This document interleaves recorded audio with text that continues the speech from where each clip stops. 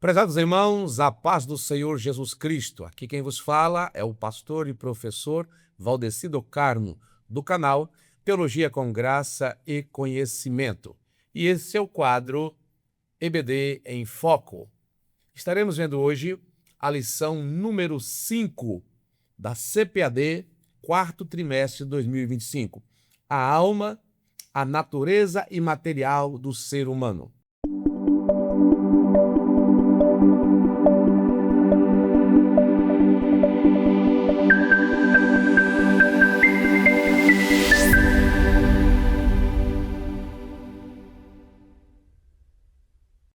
O objetivo dessa lição é fazer os alunos compreenderem que a alma é a sede das emoções humanas.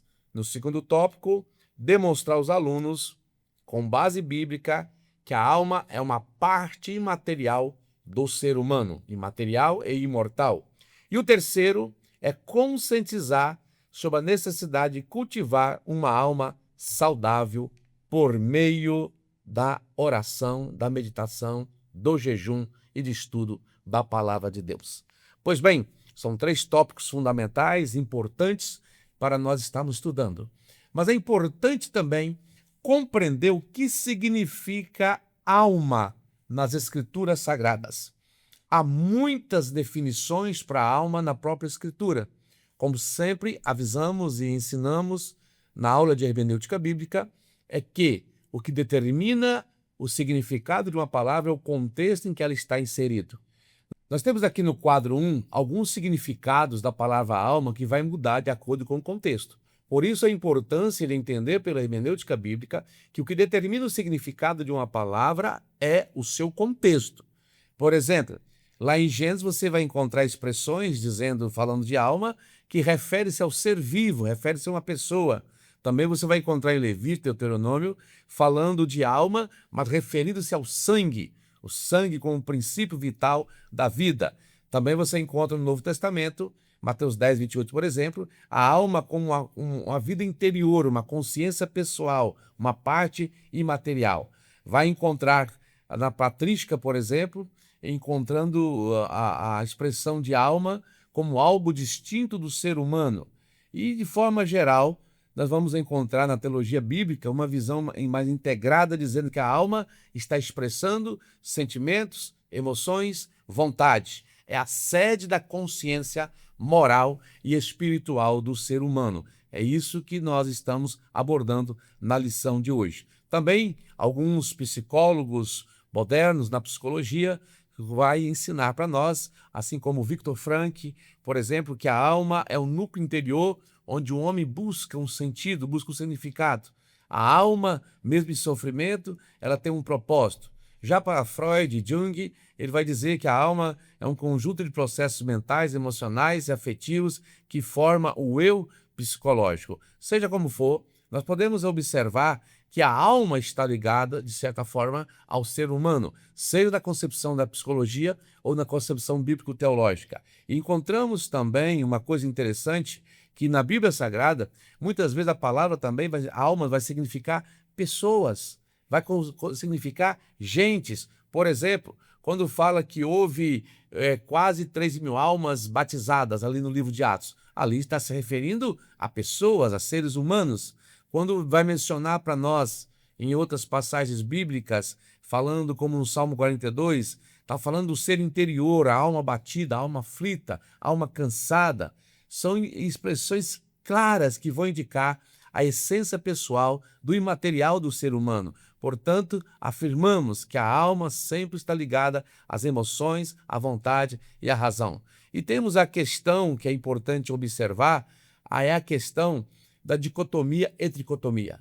Muitos livros teológicos, inclusive bons livros teológicos, vão dizer que nós somos dicotômicos. Já estudamos isso em lição passada e seguimos o princípio abordado pelo comentarista e por aquilo que acreditamos ser o correto. Nós somos tricotômicos. Acreditamos em espírito, alma e corpo, à luz de passagens bíblicas. Cremos que cada um tem funções distintas. Porém, Para os dicotômicos, eles vão dizer que o espírito é a parte mais sensível da alma, é o que faz a conexão com Deus. Porém, não são dois elementos distintos. Alma e espírito, dentro da visão dicotomista, é apenas um elemento. E quando fala espírito, está se referindo à alma. E entendendo claramente que a parte que faz conexão com Deus é a parte mais íntima da alma humana. Temos outros significados diversos também na Bíblia Sagrada acerca da alma, como fonte de tristeza, de alegria, de vida, etc. É importante observar esses quadros que você tem aqui à sua disposição para que você possa compreender claramente e entender, ter mais subsídio para você ensinar ao seu aluno. Aquilo que você vai ministrar na sala de aula, você ter mais fontes de consulta para apresentar, isso é muito importante. Pois bem, quando nós olhamos no tópico primeiro, que é a importância que nós temos aqui nos atributos da alma, nós voltamos lá em Gênesis.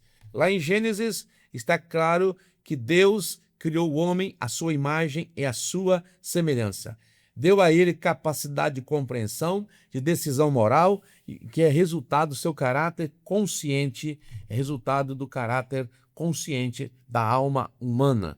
Encontramos claramente que a parte afetiva do homem é demonstrada na afirmação divina da necessidade de uma companheira e a expressão de satisfação de Adão. Quando é mencionado na Bíblia o homem feito à imagem e semelhança de Deus, é importante ressaltar que essa imagem e semelhança de Deus não é uma imagem e semelhança no sentido físico, mas uma imagem e semelhança no aspecto moral, na qualificação que o homem tem para poder escolher, para tomar decisões, para saber pensar, saber refletir. Isso é ser criado à imagem e semelhança de Deus, é ter autoconsciência, responsabilidade moral, ser capaz de discernir o que é certo e o que é errado. Isso reflete ser a imagem e semelhança de Deus, e não jamais imagem e característica física. Pois bem, nesse primeiro tópico da lição, o objetivo principal, como nós mencionamos, é compreender que a alma está ligada à sede das emoções humanas. E eu trouxe para vocês ainda mais alguns significados da alma na Escritura Sagrada e em pensamento da psicologia, para que você compreenda que o conceito de alma como parte do ser humano, ela existe, seja até mesmo pela perspectiva pagã ou pela perspectiva bíblica. Existe a parte imaterial do ser humano que nós chamamos de alma e também existe o espírito, a qual nós atribuímos como o canal de comunicação com Deus, segundo as Escrituras Sagradas. Pois bem, no tópico 2, o tópico de número 2, eu estou passando com vocês até talvez um pouco rápido, para que foquemos no que é principal e essencial, que eu vejo que possa estar te ajudando na compreensão desse texto. Observe bem o tópico 2, quando nós vamos abordar esse ponto importantíssimo aqui, falando da natureza da alma imaterial e a sua imortalidade.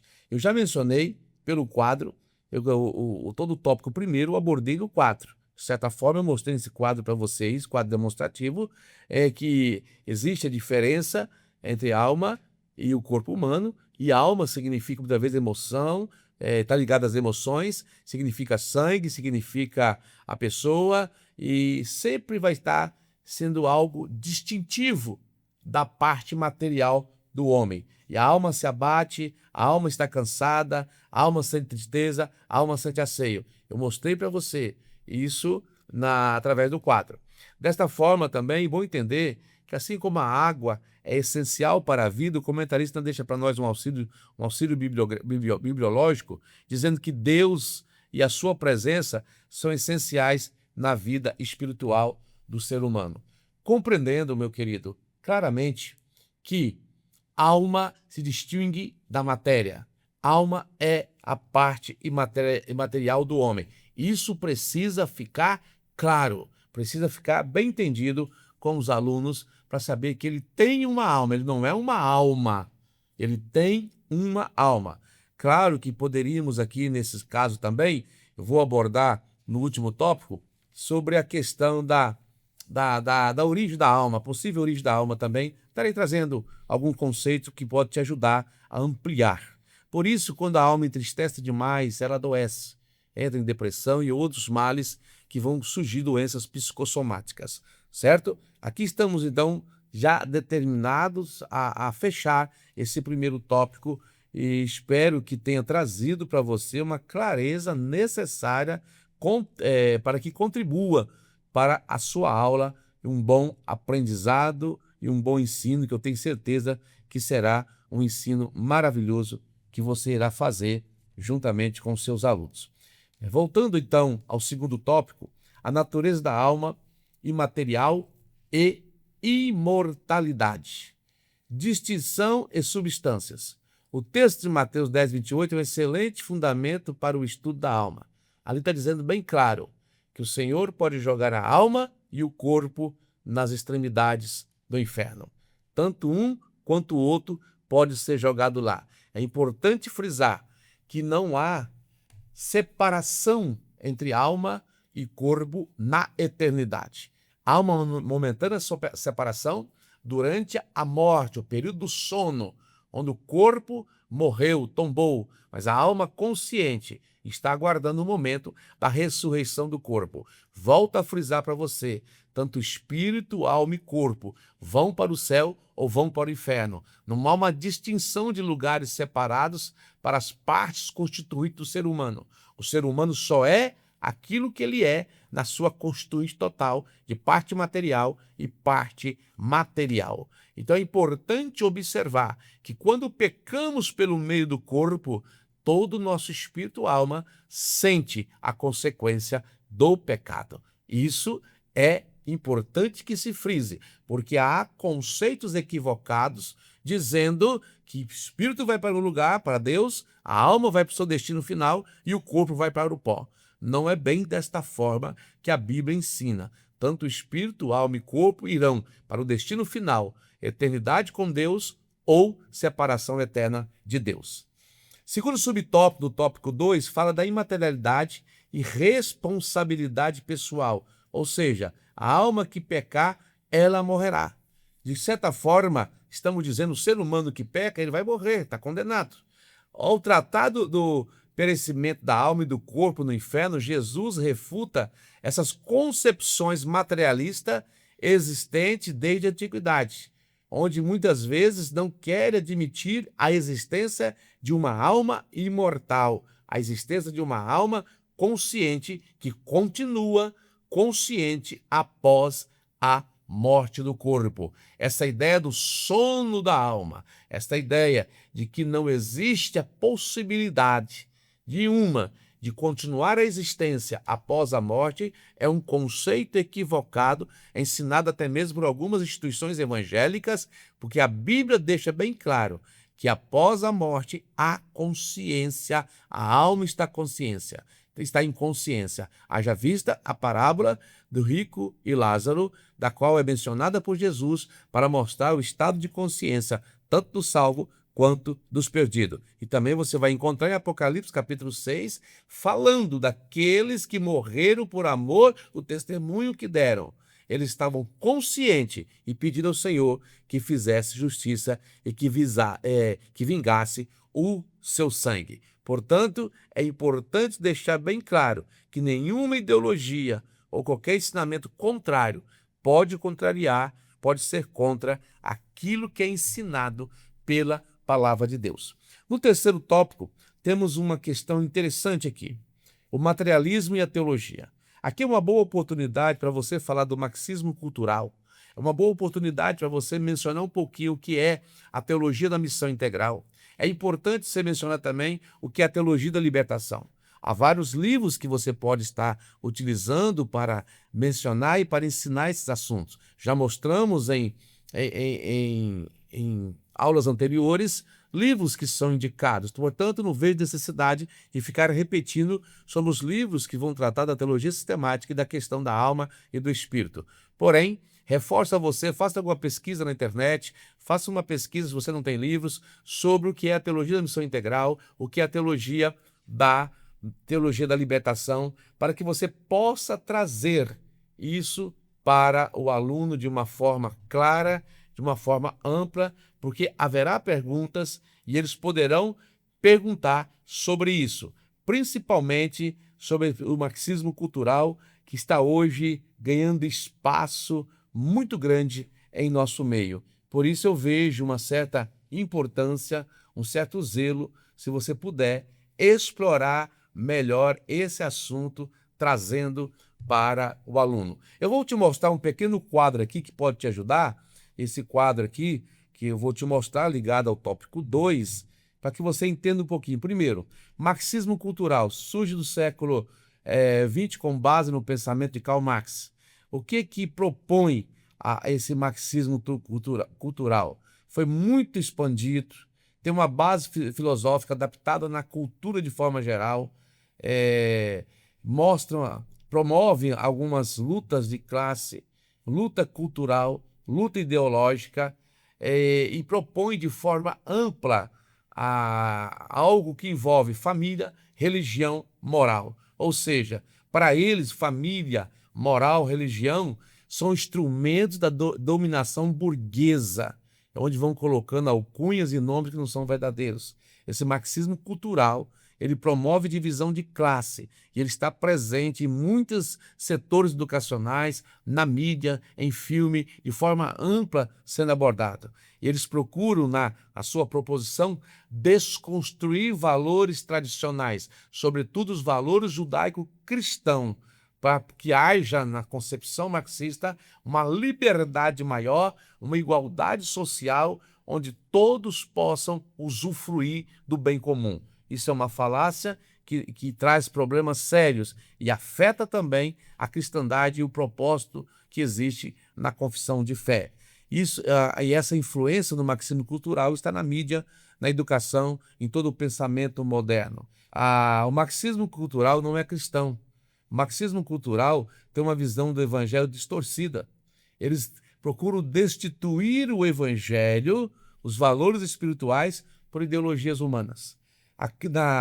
Rejeita Deus, rejeita a moral cristã e, desta forma, tem influenciado a cultura atual, criando ideologia de gêneros, relativismo moral, desconstrução da família, desconstrução da fé. Em tese, em síntese, esse é o marxismo cultural. Mas você pode ampliar essa pesquisa, ensinar mais a respeito, ou convidar alguém que conhece sobre o assunto para dar uma pequena fala, pequena introdução sobre esse conteúdo para os seus alunos, que será de grande proveito. Também nós temos a teologia da missão integral. Ela foi desenvolvida na América Latina no século XX. Ela, na verdade, é um contraponto entre a teologia da libertação, né, e a teologia da prosperidade, podemos dizer assim. Ela procura ser mais integrada à Escritura Sagrada. Temos vários teólogos representantes da teologia latino-americana sobre eles. A sua base filosófica é evangelizar com responsabilidade social. A teologia da missão integral surge como uma boa proposta, porém se perde no caminho e se assemelha também à teologia da libertação. O que eles pretendem na teologia da missão integral é mostrar que o homem precisa ser salvo e tratado em toda a sua integridade. Enquanto é cuidado espiritual, cuida-se também das necessidades materiais, das necessidades físicas e aquilo que supre o ser humano no seu dia a dia. Para eles, isso é promover justiça social. O evangelho é necessário que haja, que entre em ação contra a injustiça social. Usam Jesus como modelo de uma compaixão e de uma mente transformadora. Outra questão sobre a missão integral é que ela enfatiza o evangelho sim centrado em Cristo, mas mantém o foco na ação social. Qual que é o perigo da teologia da missão integral? Corre o risco de diluir a mensagem espiritual em ativismo social, mas é teologicamente equilibrada quando está fundamentada na Escritura. Ou seja, ela pode ter a sua utilidade. Até mesmo nós, na Assembleia de Deus, já tivemos lições bíblicas tratando da teologia como missão integral, mas no sentido de cuidar da alma, cuidar do espírito, mas também promover assistência social, algo que a Assembleia de Deus tem feito ao redor do Brasil e onde ela atua. Então, existe uma assistência social, mas não é transformar a igreja em um assistencialismo, não é transformar a mensagem do evangelho em mera assistência social, mas enquanto pregar, não se omitir de suas responsabilidades sociais. O problema é que hoje a teologia da missão integral está muito assemelhada juntou-se a um viés político ideológico esquerdista e que está se assemelhando à teologia da libertação. Esse é o problema hoje da teologia da missão integral. Ela está prestando até um desserviço ao evangelho, ao reino de Deus, por causa das proposições que estão tendo e alinhamento político a qual estão alinhados seus representantes. Nós temos também a teologia da libertação. Surgiu na América Latina também, ela tem a finalidade de procurar libertar o homem da escravidão e da opressão. Mas libertar o homem da escravidão e da opressão não é libertar o homem do seu pecado, mas o pecado é como se fosse uma mazela social, uma mazela política, ou seja, é um problema estrutural que o homem precisa ser liberto dessas estruturas. Não prega uma salvação plena, uma salvação pós-vida ou eternidade. Para eles, o evangelho da teologia da libertação é libertar o homem da escravidão e da opressão política da qual ele vive. É uma mistura do marxismo social com uma teologia cristã, onde busca uma liberdade política, econômica dos que eles chamam de oprimidos. Isto é uma teologia que não tem base nas Escrituras Sagradas. E algumas instituições reformadas estão aderindo à teologia da libertação, bem como também a Igreja Católica, que foi uma maior defensora da teologia da libertação. Alguns segmentos católicos estão abandonando a teologia da libertação e alguns protestantes continuam abraçando ela. E para eles o evangelho é a luta de classes sociais, é algo para fazer uma revolução, uma transformação. Redenção espiritual não existe, apenas a redenção política, volta a dizer. E a maior influência, repito, é na Igreja Católica e algumas denominações reformadas que vêm do protestantismo brasileiro. Podemos dizer até substituir o termo reformado por protestantismo brasileiro. Algumas igrejas protestantes ainda estão seguindo esse caminho que é um caminho contra o evangelho verdadeiro do Senhor Jesus Cristo. Mostre isso para os alunos. É preciso trazer o conhecimento acerca disso. Pois bem, então nós chegamos ao terceiro tópico da lição. O terceiro tópico vai nos falar de uma alma renovada, uma alma submissa à vontade de Deus. O terceiro tópico da lição tem por objetivo principal, conforme nós mencionamos para vocês, conscientizar os alunos de cultivar uma alma saudável através de um relacionamento saudável. Nós encontramos aqui no terceiro tópico a edificação e saúde. A estabilidade da nossa vida cristã e nosso destino eterno depende de como cuidamos da nossa alma. A oração é o principal meio e mais eficaz para nos ajudar a vencer a ansiedade, para nos ajudar a vencer os transtornos da vida, para nos ajudar a proteger nossas emoções, proteger nossos pensamentos, proteger nossa vontade. Assim como nos alimentamos diariamente, precisamos nos alimentar da oração e da palavra de Deus. A nossa parte, alimentando mente, alimentando o coração, alimentando nossos pensamentos. Nós fazemos isso com a boa palavra do Evangelho, com boas conversações, para não termos os bons costumes corrompimos. Aquilo que vemos, aquilo que falamos, aquilo que ouvimos, afeta a nossa alma. Nos traz tristeza, nos traz distanciamento. Portanto, precisamos aprender, como Paulo fala aos Filipenses, falar de tudo que edifica e alegrar-se, porque tudo é agradável ao Senhor que traz edificação. E precisamos sempre fazer isso para que a nossa alma tenha hábitos saudáveis e adquira uma vida saudável com Deus, um relacionamento saudável. Também, no segundo subtópico, tópico 3, fala de purificação e renovação. Ainda quanto aos cuidados da alma, a Bíblia nos adverte dos maus pensamentos, desejos impuros, desejos perversos. Nós precisamos purificar isso através de quê? Leitura da Bíblia, oração e buscar em Deus para que nossos pensamentos não fiquem de maneira nenhuma divagando em coisas desagradáveis, em coisas que não agradam ao Senhor em nada, coisas que trazem entristecimento ao nosso Deus. Precisamos sempre estar atento a isso. Quero trazer também uma observação para você. Alguém pode perguntar, mas como a alma é formada no ser humano? Existem 3 teorias, eu até recomendo a você. Se você não tem acesso de uma biblioteca, se tem condições de comprar, compre. Busque comprar, busque alguém que tenha, mas tenha na sua mão Teologia Sistemática do Wayne Grudem, tenha do Berkhoff, tenha do Stanley Horton, publicado pela CPAD, tenha livros bons da teologia sistemática para você estudar sobre esses assuntos com mais profundidade. Por exemplo, as 3 teorias principais que existem sobre a origem da alma. Existe o criacionismo, muito adotado pelos que são tricotomistas, que Deus cria a alma, Deus cria a alma e a coloca no indivíduo lá no ventre materno. É a doutrina criacionista, é que Deus que cria a alma para colocar no ser humano. E existe uma outra linha teológica adotada por alguns dicotomistas de que o traducionismo é que é responsável para que haja a criação da alma, a formação da alma no feto ao ser fecundado. Para eles, Deus continua sendo criador, mas Deus é um criador imediato, ou seja, já criou o homem e deu-lhe ao homem capacidade de, no ato da fecundação, a alma já está sendo fecundada também ali no feto que está sendo formado. Isso é chamado traducionismo. Traducianismo é chamado isso. É importante observar essas teorias que vão te ajudar a ter argumento para conversar com o seu aluno, a expandir mais a lição, a expandir mais o comentário. E temos também, inclusive o traducianismo, vai nos ajudar a compreender a questão do pecado.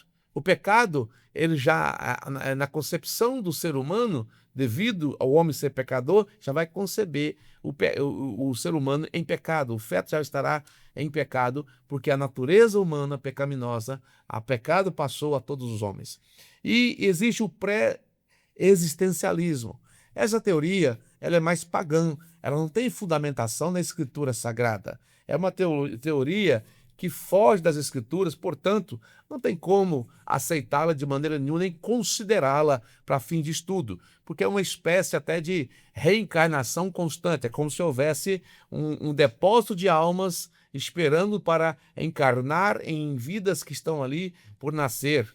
De maneira nenhuma aceitamos a teologia. Já o criacionismo e o traducionismo pode sim ser discutido e estudado como fonte teológica. Deus vos abençoe, um forte abraço, e eu quero dizer para você, quem é tricotômico e quem é dicotômico, as 2 linhas de pensamento não são heresias em si, e de maneira nenhuma você pode chamar o dicotômico de herege e nem o dicotômico chamar o tricotômico de herege. São pontos de vista para entender a constituição imaterial do ser humano. E nós precisamos entender claramente que o ser humano precisa viver uma vida plena de santificação. Santificação, quando ele creu em Jesus, a posição de santo ele já tem. A santificação progressiva, quando ele vai avançando e santificando dia após dia, e a santificação plena que alcançaremos quando estivermos com o Senhor em um corpo glorificado. Deus nos abençoe, boa aula e até o nosso próximo encontro.